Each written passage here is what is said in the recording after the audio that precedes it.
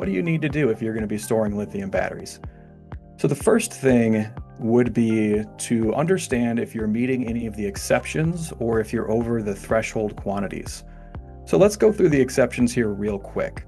So if you're storing batteries either packed with or more likely contained in the equipment they operate, and this would include electric vehicles, but it could include power tools and e-bikes, anytime you have the battery installed in equipment, that the storage of those products would not be covered by the fire code. So we're going to talk in a second about what the hoops you have to jump through if you're storing batteries. You don't need to jump through any of those hoops if you're storing the batteries contained inside the equipment they operate. So that's one major exception.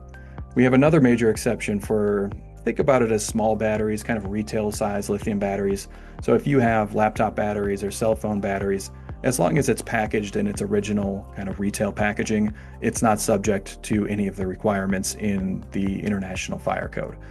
The last exception probably worth talking about would be on temporary storage. Don't ask me to define the word temporary. It's not defined in the codes, and it's clearly a matter of interpretation from whatever your fire marshal dictates. But there is an exception that says temporary storage. For example, when you're integrating a battery into a product, you may have a pallet or two sitting in the warehouse floor that's kind of being worked and integrated into the product. That would not be covered by the code.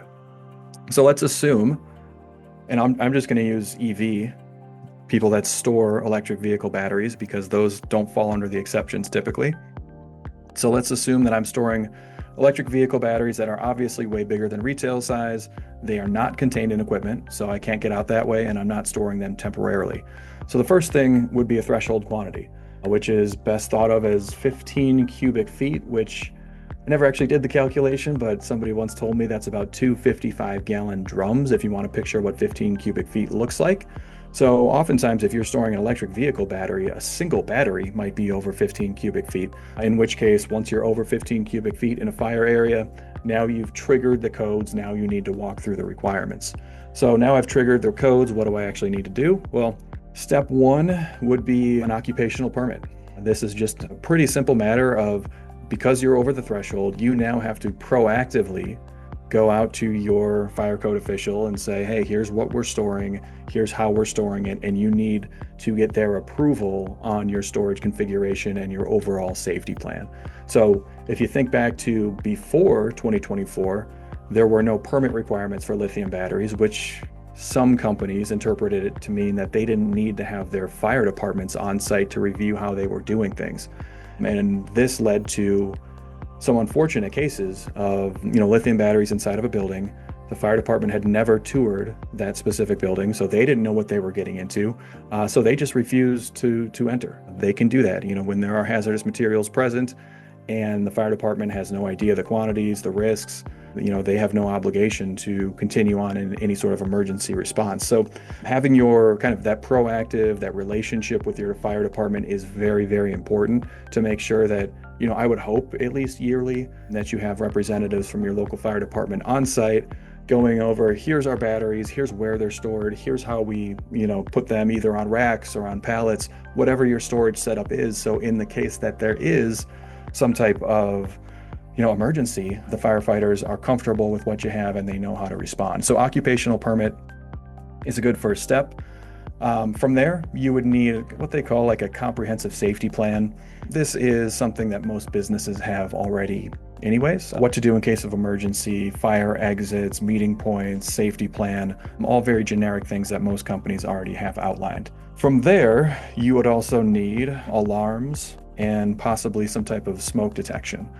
So there's different technologies out there, radiant energy, air aspirating, smoke alarms. In general, you do need to have some type of fire detection or alarm system. You also need to have some type of fire suppression system. So think about, it's not exclusive, but the most common one would be an automatic sprinkler system. So you need to have an approved automatic sprinkler system, which anytime you hear the word approved in a fire code, it just means that your local fire marshal or fire code official is the one that signs off and would approve to say that, yes, the system you have in place is adequate to mitigate the risks of lithium batteries at your site. The last piece of the puzzle, that's why I'm saving it for last, is because this is the one that gives people the most headache. So there's a requirement, in addition to, the permit, safety plan, the sprinkler system, the smoke alarms, there's an additional requirement that says you need to store your lithium batteries in an area of your facility that is completely separated by the rest of the facility with 2-hour fire barriers. So think about it almost as taking somewhere within your building and, almost designating it as a battery room, right? So this is where you're going to store your batteries. It must be completely separated from the rest of the areas of the building by a 2-hour fire barrier. And so this is the one that can be the most difficult, because before the 2024 system was put into place, there were certainly warehouses that would store, huge piles of batteries right here. Right next to it, they'd, store some paints. Right next to that, they'd store some plastic pallets, and, they would just kind of mix lithium batteries in with the rest of the inventory. Well, that is not necessarily something that is going to be tolerated moving forward.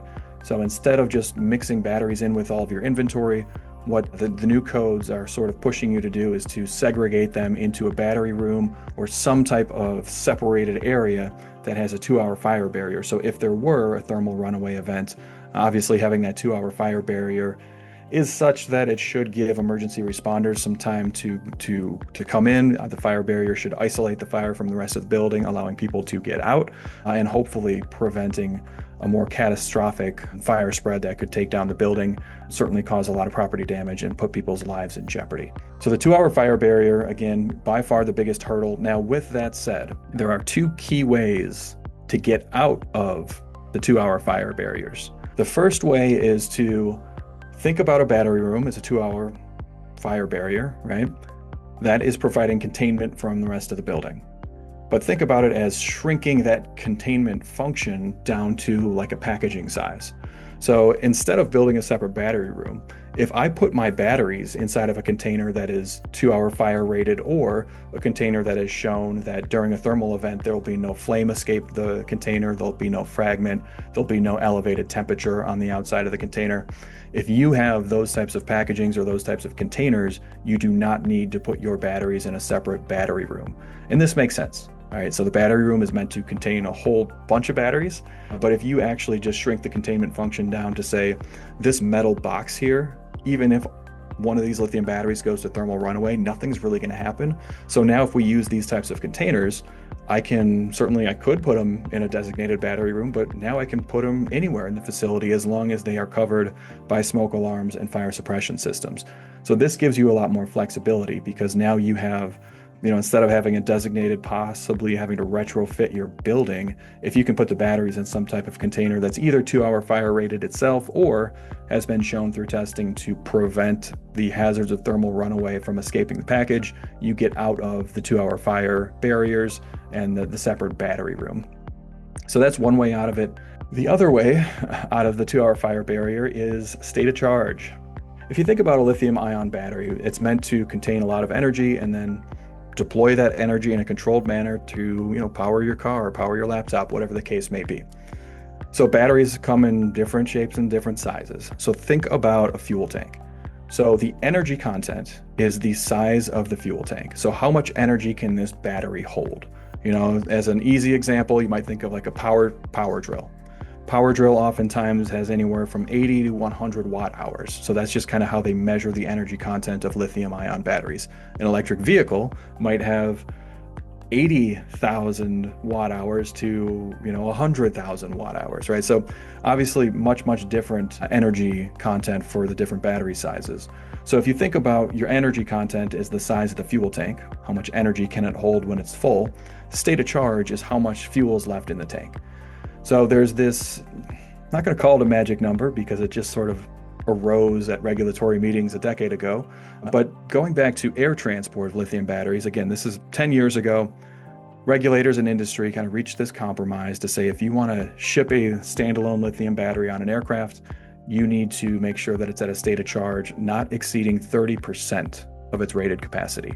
So that 30% number was chosen as really just a compromise between industry and regulators, because what you'll notice is during thermal runaway, the more energy in the battery, the worse the thermal runaway is.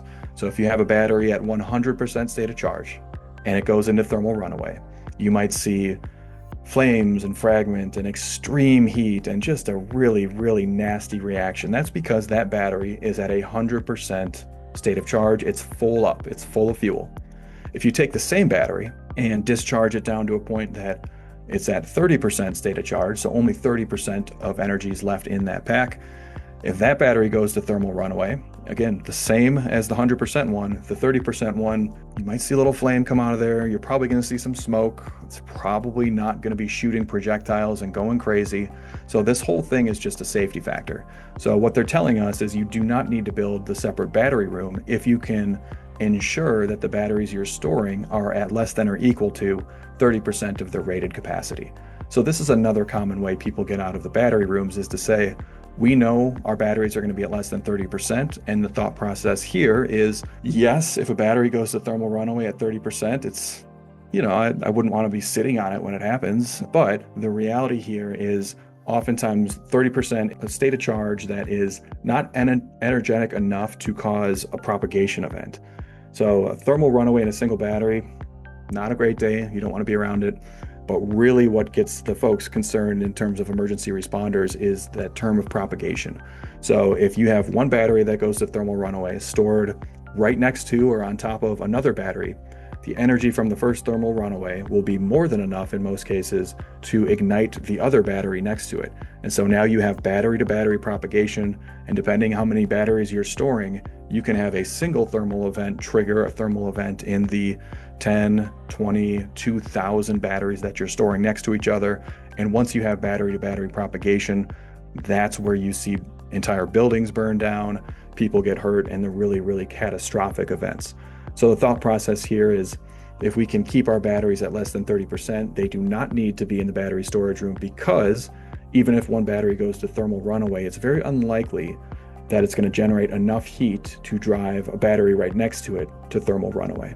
So from the fire code side, a couple of things I like to leave with. Number one, what I've just gone through in terms of some of the requirements on lithium battery storage may sound a little onerous. You might not be doing these things quite yet. And what I would just remind folks is that, yeah, you might not be in compliance with the 2024 code as it stands right now. However, that might not be something that is a violation or an enforcement issue. What you always want to do, as far as step one goes, is to understand, from your city or your state, what fire code standard is on the books and is legally enforceable.